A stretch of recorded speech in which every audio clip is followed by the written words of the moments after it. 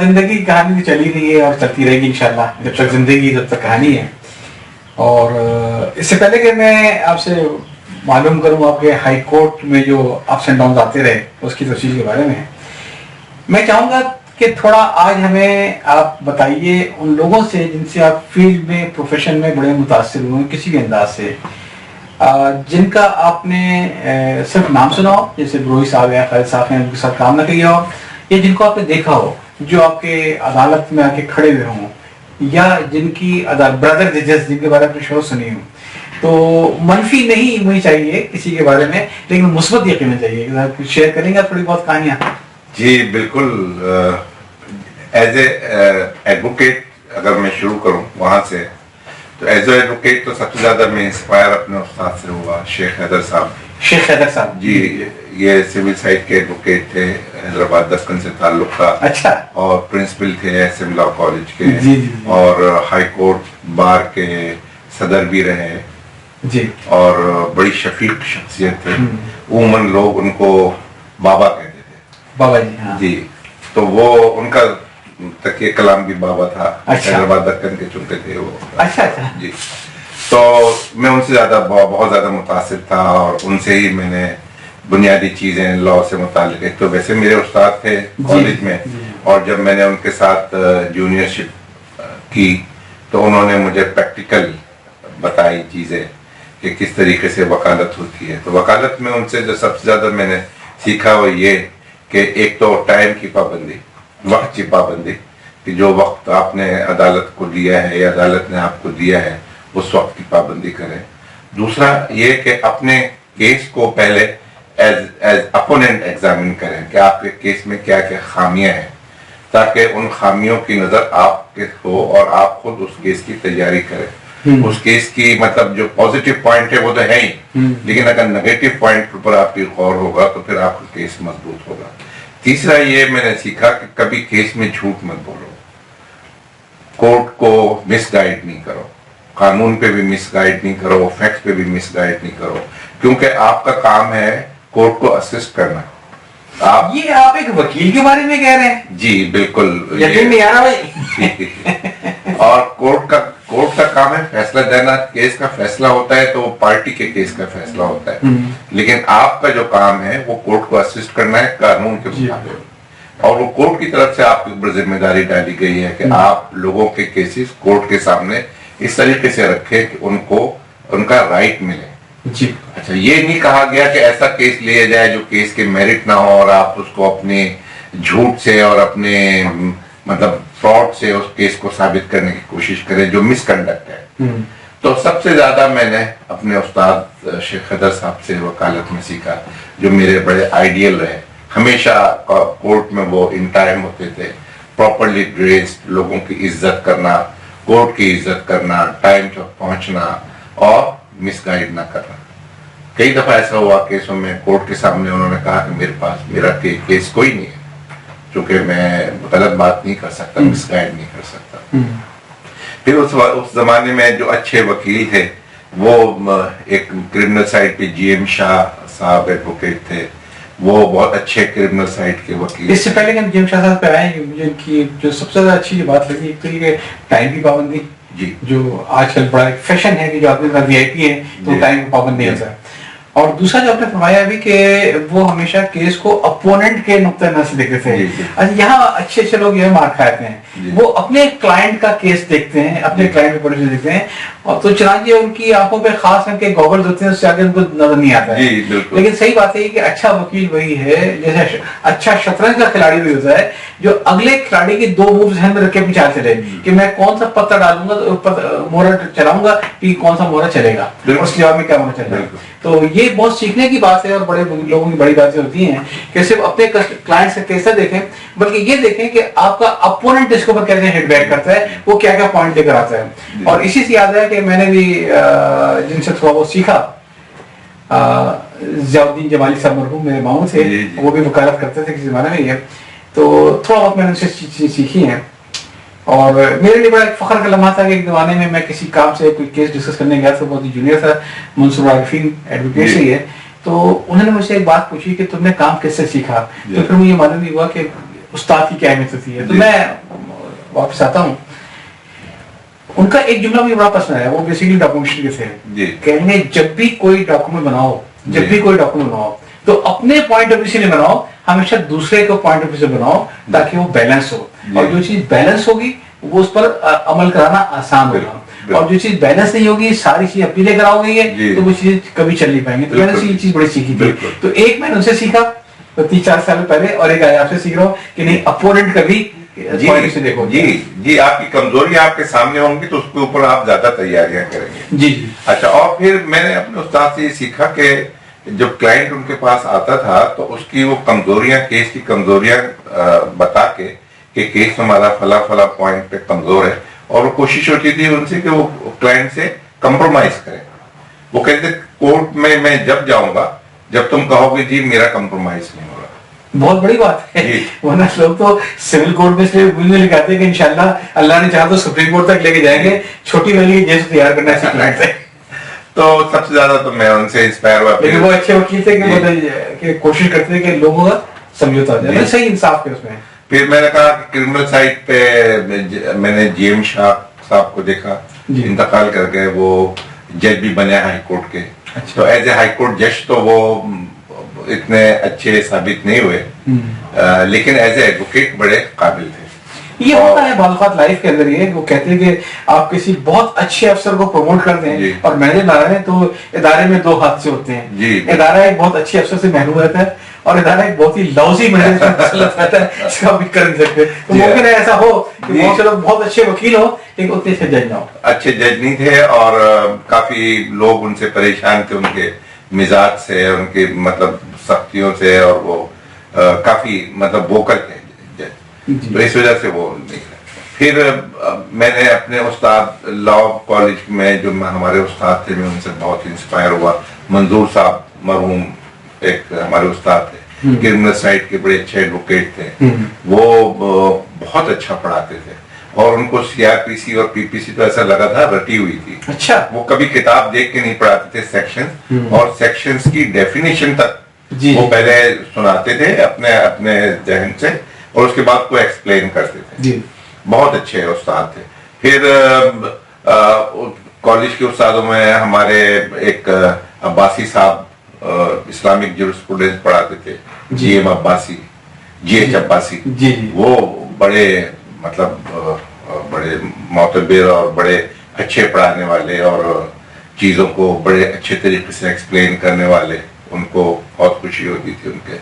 फिर जब मैं मतलब फहरिस्त तो बहुत बड़ी है अच्छे अच्छे लोगों की, कुछ लोग अब जहन में भी नहीं रहे, और कुछ लोग दुनिया में नहीं रहे। हाँ।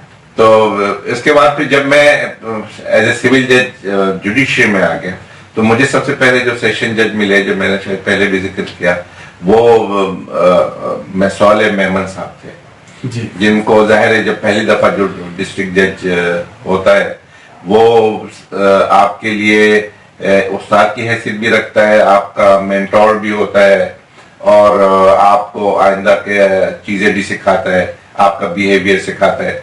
तो मैंने उनको देखा कि इंतहाई शफीक सेशन जज थे, जो अपने सबऑर्डिनेट के साथ बहुत प्यार करते थे, और उनकी डिफिकल्टीज को डिफिकल्टी समझते थे, और उनकी डिफिकल्टीज को सॉल्व करने की कोशिश करते थे। कभी ये नहीं हुआ कि वो एक डिस्ट्रिक्ट जज की हैसियत से अपने करीब ना आने दें या बात ना करें। इवन घर पे आते थे, मसाइल सुनते थे, घर के मसाइल अगर हैं गवर्नमेंट अकोमोडेशन से रिलेटेड या और कोई उससे रिलेटेड, तो उसको वो सॉल्व करते, यहाँ तक के अपने घर की चीजें भिजवा दिया करते थे कि भाई हमने तो अपना टाइम गुजार लिया, तुम यंग हो और तुम्हारा हक बनता है कि चीजों को एंजॉय करो, तो ये पंखा भिजवा दिया, अपनी कुर्सियां भिजवा दी, इस तरीके से। तो वो मैं उनसे बहुत ज्यादा इंस्पायर रहा, और मैंने कोशिश की कि मैं भी अपने सबऑर्डिनेट के साथ वैसे ही बिहेवियर रखूं जैसा मेरे साथ मेरे सेशन जज साले मेमन साहब ने रखा। गुफ्तगू चलती रहेगी साले मेमन साहब की। उससे याद आया, मैं एक साले मेमन साहब बीसीआई भी होते थे, और उनसे याद आया मुझे आगा सनाबी साहब, आप सारी वो बीसीआई वाले में कार्ड में वो साले साहब थे वो। तो आप जो जिक्र कर रहे थे उनका कि अपने सबऑर्डिनेट का बड़ा ख्याल करते थे, तो मैंने एक आगा हसन आबदी के सबऑर्डिनेट का इंटरव्यू सुना, और कहने के मुझे हायर किया गया, اور پورا وہ نارتھ امریکہ ریجن کے لیے جی. اور اس وقت تک میری آغا صاحب سے ملاقات نہیں تھی. تو کہیں جب میں جانے لگا وہاں پہ ڈیوٹی کے سنبھالنے کے لیے تو آغا صاحب نے مجھے بلایا. جی جی. اور میں تیار ہو کے گیا اور میرا خیال تھا کہ وہ یہ بتائیں گے میری اسٹریٹجی کیا ہوگی, میرے نمبرز کیا ہوں گے, میرے فیگرز کیا ہوں گے, میرے ٹارگیٹس کیا ہوں گے. تو کہنے لگے آغا صاحب نے مجھ سے بزنس کی ایک بات بھی نہیں کی. انہوں نے صرف یہ کہا کہ دیکھیں آپ اس علاقے میں جا رہے ہیں تو اپنا خیال رکھیے گا, اپنی فیملی کا خیال رکھیے گا, اچھے سے اچھے اسکول میں ان کو پڑھائیے گا, اچھی سے اچھی رہائش رکھیے گا. تو کہنے وہ مجھ سے صرف میری فیملی کی, میرے بچوں کی تعلیم کی باتیں کرتے رہے, مجھ سے بزنس ٹارگیٹ کے اوپر میں مجھے امپوز نہیں کیا. تو ظاہر ہے جب آدمی کو آفیسر ایسا ملے گا تو وہ تو پھر تن من دھن سب لگا دے گا کہ اس کو میں ڈیلیور کر کے دوں. تو یہ بھی میں خیال ہے ہمارے ینگ افسران کو سوچنا چاہیے کہ ہمیں کس طریقے سے ڈیل کرنا چاہیے اور لوگوں کو انسان سمجھنا چاہیے. لوگ مشینیں نہیں ہیں, لوگ نمبر نہیں ہے کہ آپ اس کو ٹیمیں کی مشین ڈالنا ہے, کیوں نکالنا ہے. اور لوگوں کی پرسنل پرابلم پہ جب آپ توجہ دیتے ہیں نا تو آپ خود بحیثیت جونیئر افسر یہ سوچتے ہیں کہ جب میرا سینئر میرے پرسنل پرابلم کو دیکھ رہا ہے تو دوسری اور جو پروفیشنل پرابلم ہوتی ہیں وہ آپ خود دیکھتے ہیں, اپنے ڈیوٹی کی طرف, اپنی ذمہ داریوں کی طرف آپ زیادہ توجہ دیتے ہیں اور زیادہ توجہ سے وہ کام کرتے ہیں اور زیادہ آؤٹ پٹ آتا ہے. تو یہ بہت اچھی بات ہے اور میں نے یہی کوشش کی اپنے سب آرڈینیٹ کے ساتھ. اللہ کا شکر ہے کہ مجھے اس میں کامیابی ہوئی اور آج بھی میرے سب آرڈینیٹس مجھ سے ملتے ہیں, بڑی عزت کرتے ہیں, محبت کا ثبوت دیتے ہیں اور یہی بات ہے کہ لوگ قریب آتے ہیں, قریب آ کے بیٹھتے ہیں. دوسری چیز یہ کہ میں نے ان سے سیکھا کہ بھئی آپ جب پروفیشن میں آ گئے تو آپ کا اپنا کلچر, اپنا زبان, اپنا مذہب وہ آپ کے اپنے ساتھ ہے. آپ اپنے کولیگ کے ساتھ ایک کولیگ کی حیثیت سے ملیں مگر کسی باعث کے. تو وہ سندھی اسپیکنگ تھے, میں اردو اسپیکنگ تھا, لیکن انہوں نے مجھے اتنا پیار دیا کہ مجھے تصور ہی نہیں ہوتا تھا کہ میں کوئی شاید غیر زبان یا کوئی غیر کلچر کا آدمی ہوں اور اپنے ساتھ ہمیشہ رکھا. تو اس لحاظ سے آپ اپنے سب آرڈینیٹ کے ساتھ کبھی بھی زبان کے موضوع پہ یا کلچر کے موضوع پہ ڈسکس نہ کریں, بلکہ آپ ایک جیسی اپنا بھائی اس کو سمجھتے ہوئے اس کو اپنے ساتھ رکھیں. آپ جو ابھی سارے محمد صاحب کا ذکر کر رہے تھے اور جس میں آپ نے کہا کہ وہ اتنا پیار کا رویہ تھا, اتنا شفقت کا رویہ تھا, حالانکہ سندھی اسپیکنگ تھے وہ. اچھا, ہمارے معاشرے میں ہوتا ہے کہ ہم لوگوں کے ساتھ ٹیگنگ کر دیتے ہیں اور خود ایزیوم کر لیتے ہیں کہ چونکہ وہ فلاں کمیونٹی کا ہے لہذا فلاں ہوگا, چونکہ پٹھان ہوگا تو سوچی ہوگی, چونکہ سندھی ہوگا تو سوچی ہوگی. مجھے بڑا عجیب و غریب پہ آپ سے شیئر کرنا چاہوں گا اپنی لائف کے تجربے کو کہ آج کل کی سو کارڈ تعریف میں ظاہر ہے میں تو یہیں کے جمپل ہوں لیکن والدین میرے مہاجر تھے, میں مہاجر ہوں. اپنے کیریئر میں نام نہیں لوں گا, سب سے زیادہ اگر مجھے کوئی نقصان پہنچائے تو مہاجروں کہاں سے پہنچائے. اور میرا کیریئر بڑھانے میں اس کو کریڈٹ دوں گا, اس کو میں سلام کروں گا سب سے زیادہ جس نے کنٹریبیوٹ کیا, جس نے اپنے بھانجے کے اوپر بھی واقع دی, وہ ایک پنجابی تھا. وہ میرا باس تھا, وہ پنجابی تھا, اس نے صرف کام کی قدر کی, اس نے اور کسی کو نہیں دکھائی ہے. آپ نے سندھی کی بات کی, عموماً لوگوں سے ہمیں آتا ہے کہ اگر سندھی ہے تو صرف ایک رشوت ہوگی, یہ ہوگا وہ ہوگا. میں نے بڑے بڑے دیانتدار افسر دیکھے ہیں, لیکن ہمارے ایک ایم ڈی بھی جانتا ہوں کہ وہ سندھی تھے اور 2 فائنینشیل انسٹیٹیوٹ کے وہ ایم ڈی اور چیئرمین رہے, لیکن جب ریٹائر ہو کے گئے تھے تو وہاں سے وہ اپنے ایک کرائے کے فلیٹ میں گئے تھے, ان کے پاس کوئی پراپرٹی نہیں تھی, وہ چاہتے تھے. تو ان کا مجھے آج تک زندہ قصہ یاد ہے کہ ایک بہت بڑا بنگلہ تھا 2010 کا جس کے وہ انٹائٹل تھے, ان کا پرائیویٹ سیکٹری کو لے کر گیا, دکھایا تو ان کا ایک بڑا مخصوص اسٹائل تھا مسکرانے کا, اوپر نیچے دیکھتے رہے, مسکراتے رہے. پھر دفتر میں گئے, پھر بعد میں پرائیویٹ سیکٹری نے بلا کیا کہ تم نے میرا ڈپوٹیشن لیٹر دیکھا تھا, کہ جی. تو کہنے اس میں صرف 2 AC لکھے ہوئے تھے, اور جس مکان کو تم نے دکھایا ہے اس کے اندر تمہیں 8-10 AC لگے, باقی چیزیں چھوڑ دو. اور جتنا اسٹاف وہاں پہ ہے وہ میری کوئی بھی انٹرویو نہیں آتا ہے. وہ بندہ ایک دن کے لیے بھی اس بنگلے میں نہیں گیا, کیوں؟ کہ ڈپریشن کی اس کی برات ہو رہی تھی. تو ہم لوگ بہت ساری چیزیں خود بخود ایزیوم کر لیتے ہیں کہ ایسا ہوگا تو ویسا ہوگا. نہیں, آپ انسانوں کو دیکھیں, ان کی کوالٹیز کو دیکھیں, ان کی قومیت کو دیکھیں. ہر قوم میں اچھے بھی لوگ ہیں, ہر قوم میں برے بھی لوگ ہیں, اس کا ہمیں چپکانا چاہیے. جی بالکل. اور اصل میں اگر آپ اچھے ہیں نا جی تو آپ کو ہر چیز اچھی نظر آئے گی, اور آپ کے اندر پریجوڈس ہے, آپ کے اندر باعث ہے, تو آپ کو ہر جگہ وہ چیزیں اسی طریقے سے نظر آئیں گی. سب سے پہلے انسان اپنے آپ کو کریکٹ کرے. یعنی ہمیں آنکھوں پہ جو گوگلس رہتے ہیں وہ بھی اتار کر رکھنے پڑیں گے. بالکل بالکل. اور آپ کو مطلب بالکل باعث فری ہونا چاہیے, آپ کو لوگوں سے محبت کرنی چاہیے, ان کی پرابلمس کو سمجھنا چاہیے. تو آپ کے ساتھ بھی لوگ, ہماری قوم کا مزاج ہے, اگر میں نے دیکھا سڑک کے اوپر اگر دو گاڑیاں ٹکرا جائیں جس میں سے فرض ایک رکشے والا ہو, فرض ایک موٹر سائیکل والا ہو, ایک گاڑی والا ہو, تو جتنے بھی موٹر سائیکل والے ہیں جو آنے 10 منٹ پہ قصہ ہوگا وہ وہاں اکٹھے ہو جائیں گے اور موٹر سائیکل والے یہاں پہ لڑنا شروع کر دیں گے. اور اصل میں یہاں تہذیب تو ختم ہو گئی ہے نا, اب تو یہاں ایک طریقے کا مطلب ہجوم ہے. اور ہجوم ہے, ایک مینٹلٹی ہجوم کی جو ہوتی ہے وہی ہوتی ہے کہ بس جس کام پہ لگ گئے چل دیے, وہ سے چل دیے بغیر سوچے سمجھے کہ بھئی ہماری منزل کیا ہے, ہم کس طرف جا رہے ہیں, بس چل رہے.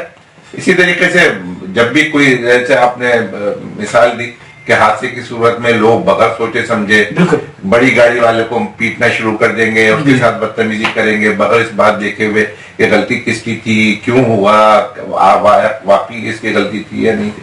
تو یہ افسوسناک پہلو ہے ہماری سوسائٹی کا, ہمارے کلچر کا.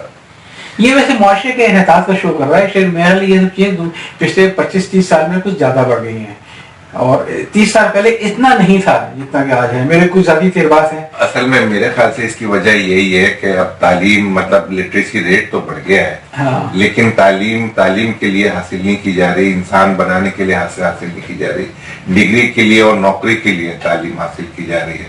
تو وہی پڑھنے کے بجائے وہی رٹ رٹا کے چند سوال نقل کے ذریعے پاس ہو جاتے ہیں. B A, M A, M B A ڈگریاں ہوتی ہیں, لیکن ان کو تعلیم کا مقصد حاصل نہیں ہوتا.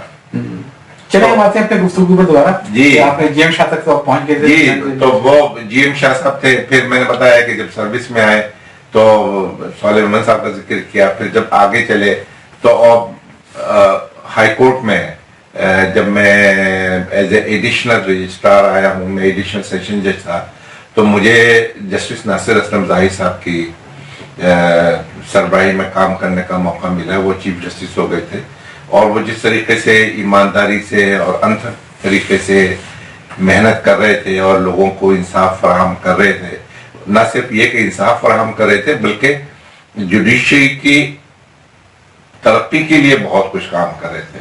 سبارڈینیٹ کورٹ کی جوڈیشری کی, ان کا زیادہ کنسرن سبارڈینیٹ جوڈیشری ہوتا تھا.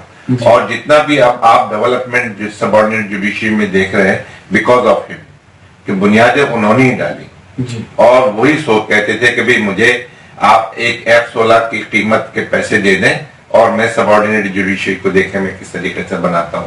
کیوں مجھ سے پہلے تو گھر نہیں ہوتے تھے, استبل خانوں میں کورٹ ہوتے تھے, اور مطلب بری حال تھی جوڈیشری کا. اور ان کو اس بات پہ بہت افسوس ہوتا تھا, اور وہ بہت کوشش کرتے تھے. انہوں نے سب سے پہلے ناصر اسلم زاہی صاحب نے ایک اسکیم چلائی جوڈیشل کمپلیکس کی, اور انہوں نے کوشش کی اور گورنمنٹ سے ہر ڈسٹرکٹ میں 5 ایکڑ کے پلاٹ لیے, اور پھر گورنمنٹ کے ساتھ مل کے اینول ڈیولپمنٹ پروگرام میں, ایس ڈی پروگرام میں اسکیم بنوائی اور کورٹ کا کام کرنا شروع کیا. تو ناصر اسلم زاہی صاحب واقعی میرے مینٹور ہے, اور میں اس زمانے میں ایڈیشنل رجسٹرار تھا, اور انتھک ان کی محنت ہوتی تھی. ہم بھی کوشش کرتے تھے کہ ہم ان کے معیار پہ اتریں, اور انہوں نے بڑا پیار کیا, اور ہماری ساری کاوشوں کو, کوششوں کو, ہمارے کام کو بے انتہا سراہا. اور ٹی روم میں میرے نام سے وہ اکثر میری تعریفیں کرتے تھے, جس طریقے سے کام کرتے تھے. اور مطلب غصے کے بھی بہت زیادہ تھے, اگر ان کا کام ان کی منشا کے مطابق نہ ہو, وقت میں نہ ہو, تو کافی غصے میں آتے تھے. اور پھر انہوں نے ایک سلسلہ شروع کیا جو بہت اچھا تھا, کہ جو کورٹس کا ڈیلے ہوتا تھا, کیسز کے ڈسپوزل کا ڈیلے, وہ کیسز کو ایگزامن کرتے تھے اور جج صاحب کو پھر اپنے چیمبر میں شام کو بلاتے تھے. اچھا. اور وہ کہتے تھے کہ بھئی اس کیس میں اتنے عرصے سے گواہ نہیں آئے, تم نے کیا کیا, تم مجھے اپنے ذاتی کاوشیں بتاؤ کہ تم نے اس کیس کو سیریسلی کیوں نہیں لیا. اور وہ جج بیچارہ کہتا تھا ہاں صاحب میں نے سیریسلی نہیں لیا, مجھ کو کچھ ٹائم دیا جائے. تو اس کو وہ ٹائم دے دیتے تھے کہ بھئی تم 2 مہینے میں 4 مہینے میں. ایٹ لیسٹ کوئی نگرانی تو کرتا تھا. اتنی زیادہ وہ نگرانی, مینو کی والا پرانے کیسز کے ڈسپوزل میں انہوں نے بہت کام کیا. ایک انہوں نے وہ کام کیا, دوسرا انہوں نے ہیومن رائٹس کا بہت کام کیا. ہائی کورٹ میں بیٹھ کے وہ ایون جب چھوٹی چھوٹی درخواستیں لوگ اپنے جیل سے بھیج دیا کرتے تھے، سگریٹ کے کاغذ کے اوپر اپنی درخواست بھیج دیا کرتے تھے، اس کاغذ کو وہ پٹیشن ٹریٹ کر کے اور لوگوں کو ریلیف دیتے تھے. جیلوں میں لوگ 15-20 سال سے بند تھے، ان کے کیسز نہیں چل رہے تھے، تو دیر تک مغرب تک کیسز چلاتے تھے. تو میں ان سے بہت انسپائر تھا. دوسرے مامون قاضی صاحب جو بعد میں چیف جسٹس بنے، ان کا کام، ان کی ایمانداری، ان کی میرٹ اور ان کا مطلب ایک کام کرنے کا طریقہ کار، وہ انہوں نے مجھے بہت انسپائر کیا. انہوں نے بھی مجھے بہت پیار کیا، اور انہوں نے پھر مجھ کو جب میرا پروموشن ہو گیا ایز اے سیشن جج، تو امیڈیٹلی ایک بہت سینئر پوسٹ پہ ممبر انسپیکشن ٹیم میں مجھے رکھا، کہ وہ چاہتے تھے کہ میں ہائی کورٹ میں کام کروں. اور وہ ہمیشہ کہتے تھے کہ تم نے جو کام کرنا ہے، تم سمجھتے ہو، تم کام کر لو اور بعد میں مجھ سے اپروول وہ لے لو. میں تمہارے اوپر اعتماد کرتا ہوں اور تم ایمانداری سے کام کرتے ہو، تو ایسا نہ ہو کہ تم اپروول کے چکر میں ڈیلے کر دو. تو تم کام کر لیا کرو، مجھے پھر بعد میں نوٹ بھیج دیا کرو، اور اس کا تمہیں اپروول پوسٹ فیکٹ کو اپروول مل جائے گا. بہت زیادہ. پھر ہمارے استاد بھی تھے کالج کے، اور ہائی کورٹ جج ہو گئے جسٹس حاذق الخیری صاحب، چیف جسٹس فیڈرل شریعت کورٹ رہے. جی، ان کی ایک کتاب ہمارے ہے لائبریری کے اندر. وہ میرے استاد بھی رہے، میرے پی ایچ ڈی کے ڈائریکٹر بھی تھے. انہوں نے مجھ کو بہت زیادہ سمجھایا، بہت چیزیں مجھے بتائیں، اور ہمیشہ مجھے اپنے قریب رکھا. اپنی فنکشنز میں ہمیشہ بلاتے تھے. اور انہوں نے جب یہ اپنی کتاب آپ بیتی کی لانچنگ کی ہے، تو مجھ کو خصوصی طور سے انوائٹ کیا. میں گیا لانچنگ میں. اور فیڈرل شریعت کورٹ کے چیف جسٹس تھے، جب بھی وہ میرے ساتھ ایک تعلق رکھتے تھے اور مجھ سے بہت محبت سے بات کرتے تھے. اللہ تعالیٰ ان کو زندگی دے، اور وہ ماشاءاللہ باقاعدہ حیات ہیں. وہ شروع کے ججز میں تھے. اسی طریقے سے میرے بزرگ بھی تھے، استاد بھی میں کہوں گا کہ میں ان سے سیکھتا تھا. جسٹس قیصر حامدی صاحب، مرحوم، انتقال ہو گیا. بہت قابل جج، بہت ڈگنیفائڈ، بہت اچھے، کم گو اور اچھے فیصلے کرنے والے، اور مجھ سے بہت محبت کرتے تھے، اور اپنے اصولوں کے بڑے سخت پابندی. ان کو وہ سول جج سے پروموٹ ہو کے ہائی کورٹ جج، لیکن ان کی زندگی نے وفا نہیں کی، اور ابھی ہائی کورٹ میں کچھ سال ہی ہوئے تھے، 2-3 سال. ان کو کینسر ہو گیا اور ان کا انتقال ہو گیا. وہ مجھ سے اتنی محبت کرتے تھے کہ اپنی فیملی کا ممبر سمجھتے تھے.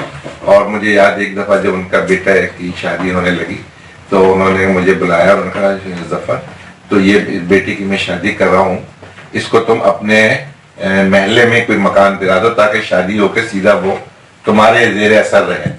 اور میں نہیں چاہتا کہ شادی کے بعد یہ اپنی فیملی کے ساتھ میرے ساتھ رہے. اب تو وہ ماشاءاللہ بیٹا بھی بہت بڑے سینئر افسر ہے، اکاؤنٹنٹ جنرل آفس میں، تو CSS اس نے کیا تھا. تو یہ لوگ تھے جنہوں نے مجھے انسپائر کیا ایز اے جج، اور میں نے کوشش کی کہ میں ان کو اسی معیار پہ کام کرنے کی کوشش کروں. تو یہ سارا سلسلہ تھا.